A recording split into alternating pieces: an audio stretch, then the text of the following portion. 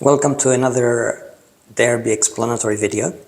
We're looking today to better understand resistance training, cardiovascular training, and aerobic training. Now, popularly, we divide workouts into those three categories. We say, oh, we're doing resistance, and we think whether we're doing weights or pushing and pulling our own body weight against something, which is quite correct. Or we think we're doing cardiovascular training, which helps our endurance long-term and our respiratory system, and a cardiovascular system, which is basically a circulatory system, which gets nutrients to the muscles and all the different organs in the body as they work, and we do some kind of physical activity.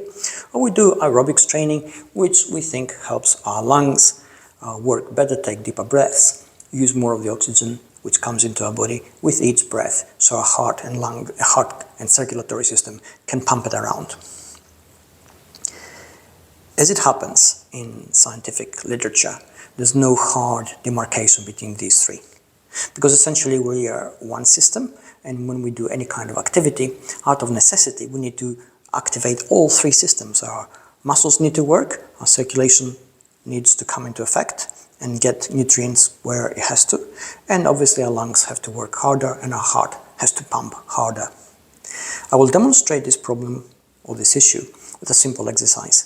I'm going to do push-ups now, and I'm going to do 10 slow ones, and I'm going to count them out. So I'm going to be here, I'm going to go deep, I'm going to touch down every time almost, my body's straight. So I'm going 1, 2, 3, 4, 5, 6, 7, 8, 9, 10.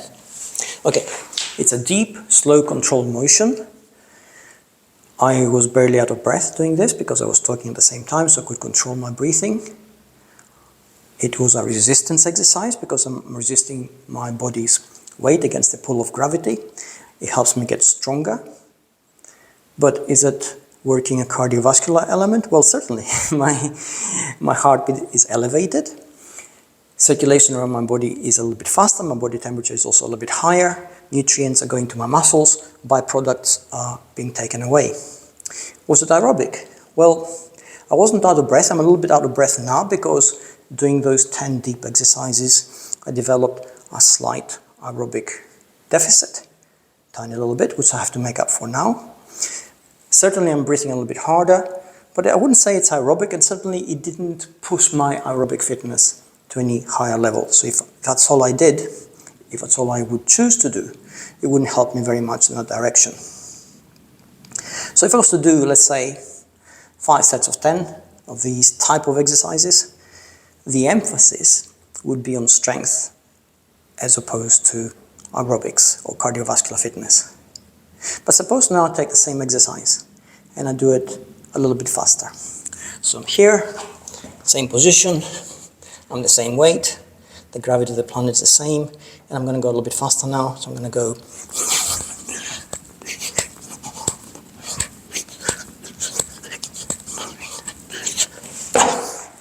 Okay, so basically what did I do just then? I performed the same exercise in a fraction of the time. It was mostly anaerobic, so I didn't really have to I didn't have to breathe very deeply. I didn't have to take any deep breaths at all, actually.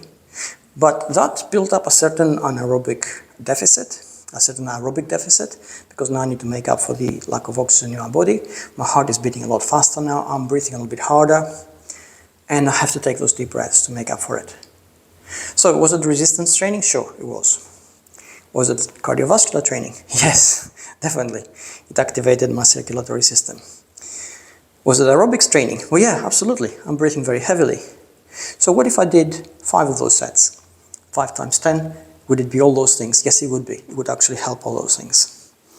So what would help most?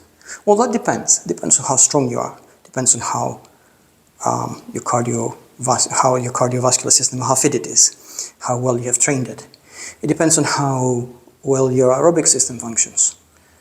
But that is a personal thing as opposed to something which can be generalized and applied to everybody. What if I chose to do push-ups for a minute now? Would I activate resistance training, cardiovascular training, or aerobics training? Or all three? Certainly for a whole minute I would have to take a lot deeper breaths. I would have to breathe a lot harder. My muscles would have to work a lot harder in terms of resistance work. And my circulatory system, my cardiovascular system, would also work harder. Hopefully this illustrates a fundamental truth, that any exercise performed differently can be resistance, can be aerobic, or it can be cardio. And certainly at some point cardio and aerobic become synonymous.